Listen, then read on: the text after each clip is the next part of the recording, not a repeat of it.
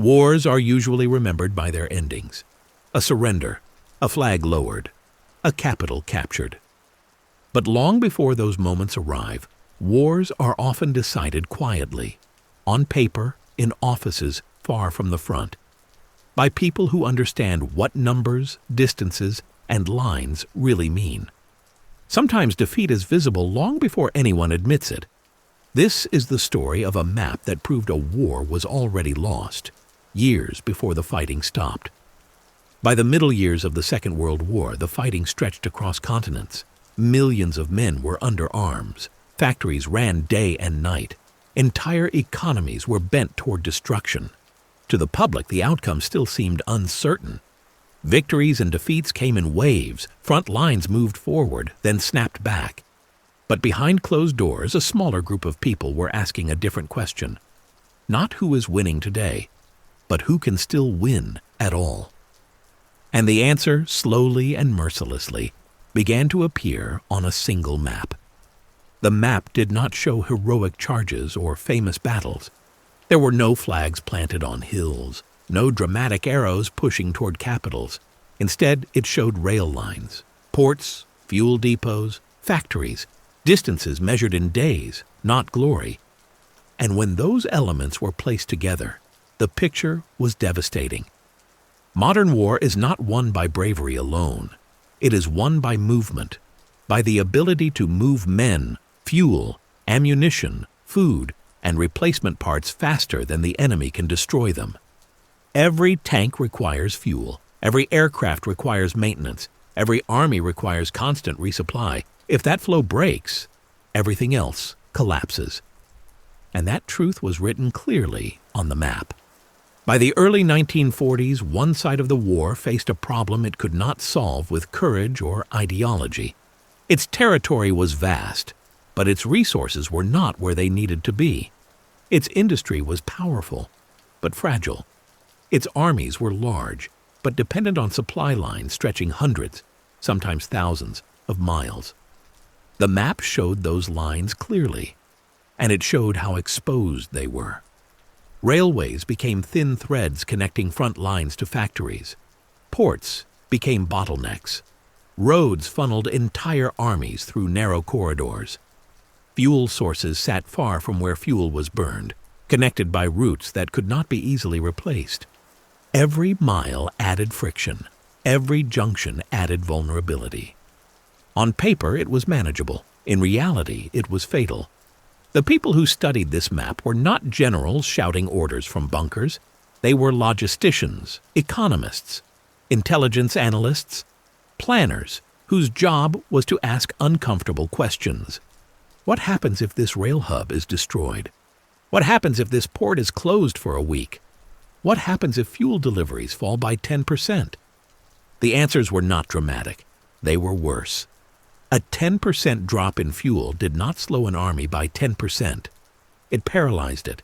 Aircraft grounded, tanks abandoned, training halted, reserves frozen in place, entire formations turned into immobile targets. And the map showed that once the decline began, recovery was impossible. At first, the effects were subtle. A delayed shipment here, a canceled operation there, an offensive postponed temporarily. But the map told a different story. It showed that every delay stacked on top of the last, that every lost depot could not be replaced in time, that the margin for error had already vanished. The war was not being lost on the battlefield. It was being lost in transit. As the conflict dragged on, the map changed. Not dramatically, but steadily. More red circles appeared around key nodes. More arrows crossed supply routes. More annotations appeared in the margins. Reduced capacity. Unserviceable. Temporary, indefinite. The language became more cautious and more desperate. There was a moment, never announced publicly, when the people reading the map realized something irreversible had happened. Even if every battle from that point forward was won, even if no more territory was lost, even if every soldier fought perfectly, the war could not be sustained. The system feeding it was already broken. This realization did not immediately change strategy. It could not. Admitting the truth would shatter morale, collapse alliances, and invite catastrophe. So the war continued. New plans were drafted, new weapons were promised, new offensives were launched. But the map did not lie, and it did not change its verdict. Attempts were made to fix the problem. Factories were dispersed. Rail lines were repaired overnight. Emergency fuel programs were introduced. Civilian transportation was cut to free capacity. But the map showed these efforts only slowed the collapse. They could not reverse it. Every solution created new problems elsewhere. Every workaround consumed resources that no longer existed. It was a system eating itself to survive. Meanwhile, the enemy studied a different map, one that showed targets, not positions, bridges, marshalling yards, refineries, ports. They did not need to defeat armies directly. They only needed to make movement impossible. And slowly, methodically, they did exactly that. Bombing campaigns did not aim for glory. They aimed for paralysis. A destroyed bridge could halt divisions. A damaged rail hub could delay entire fronts. A burning refinery could ground an air force. Each strike was small on its own. Together they were catastrophic. And the map tracked every consequence. By the final phase of the war, the map no longer needed updates. Its conclusion was complete. Lines that once connected continents now led nowhere. Ports sat idle, surrounded by wreckage. Rail networks functioned at a fraction of capacity.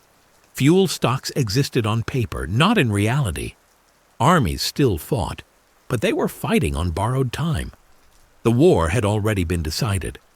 What makes this map so haunting is not what it predicted, but how early it was correct. Years before the surrender. Years before the final battles. Years before the world accepted the outcome. The war was already lost, and only a few people knew it. Those people carried the knowledge in silence. They continued to plan operations they knew could not succeed. They approved production schedules they knew could not be fulfilled. They watched casualty lists grow while the map remained unchanged. Because once a war begins, stopping it is often harder than losing it.